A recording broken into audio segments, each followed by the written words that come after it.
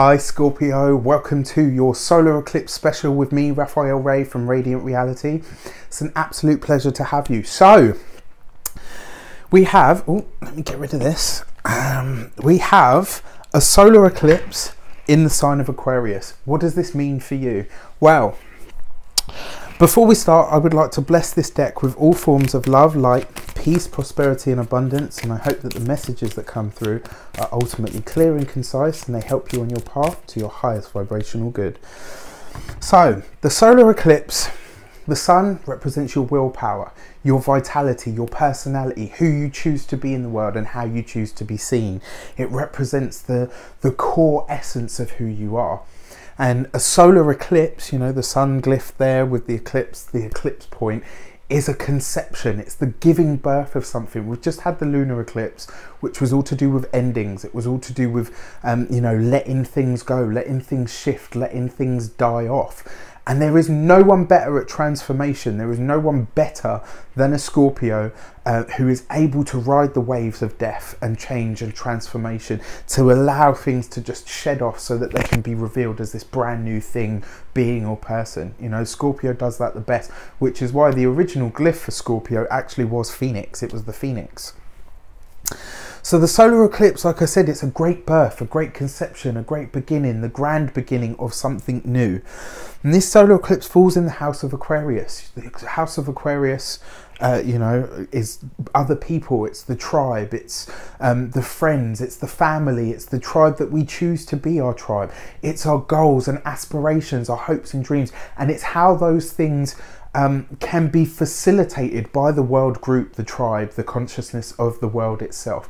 It's how that can facilitate the changes that we choose to make. And the thing about a solar eclipse is, although it's within the specific sector that it falls, it gives you a modicum of control of how to change things, how to not manipulate them, that's too strong a word, and it's also got too many negative connotations.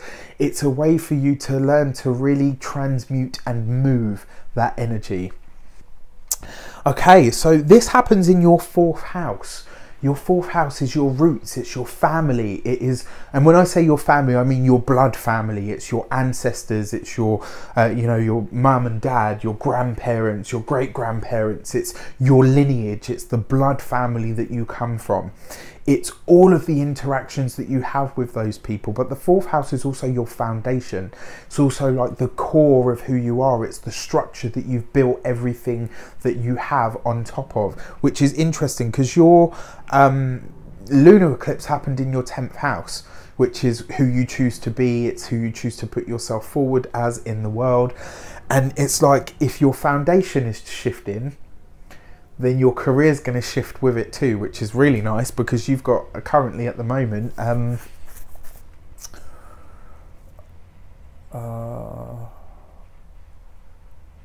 yeah, anyway, I'm musing on something else, sorry. A real mind blank then. I was working so many things out in my mind. The fact that this falls in your fourth house means that if you have had, because I said, you know, this is the lunar eclipse was about the ending of things. It was about the culmination. This is the brand new era of family. This is a brand new era of interaction, and it's also about your home. It's about where you live in the world. Are you ready to move? Are you ready to say that where you are no longer serves you? For some of you, this is going to bring over the next 3 to 6 months, because this is like, the eclipse is like a toolbox. It's like a gift that's given to you that you unpack over 3 to 6 months. It's about, you know, what you, it's about a gift that you get that the universe says, right, here you go. There's a bag of tricks. Do what you may with it. And this is giving you the chance to say, right, well, actually, you know, I'm growing and changing now, and my familial contracts, you know, on a soul level are changing, you know, on a physical interactional level are changing. My group, my tribe, my people, my interactions with them is changing. My goals, my dreams are changing. So my foundations have to change with me too. And this is about you finding somewhere that reflects that. This is about you finding, effectively, for those of you that are of an age, and for even those of you that are younger as well, this is about finding your forever place now, where you are going to be for pretty much the rest of your days, unless, you know, another big event happens or you choose. But this is about finding somewhere that is, you know, becomes a real power base and a place of strength for you. This is wonderful. Where will you go? The choice is yours. Okay, so let's see what the tarot has to share on this. So you get the Judgment card straight out, which is really, really interesting, because the Judgment card in one of the other decks that I read is called the Ancestors. And, you know, this talks very much, in my opinion, about where you've come from. The Judgment card is very similar to a Mercury retrograde in that it brings things that you thought were finished and you thought were done back into the fore. It reminds you of where you've been. It reminds you of who it is. You know, I've always said this, every person that is incarnated on Earth is the pinnacle of the two lines that they came from in this manifest reality. So if you go back, you've got a mum and a dad, and they had a mum and a dad, and and right the way back. You are the pinnacle of all of that knowledge, all of that experience, route into one being.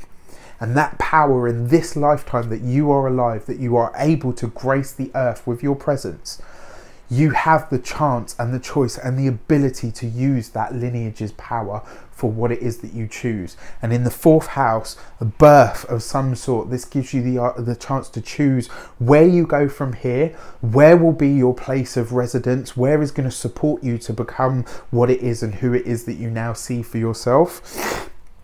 And more importantly, it allows you to revisit, re-examine, and finally close off the things from the past that need to be laid to rest. That's the whole point of a retrograde. It gives you a chance to get a do-over. I wish you an abundance of love, light, peace, prosperity, and abundance itself. Thank you so much for all of your continued support, and I will see you very soon for the monthly videos.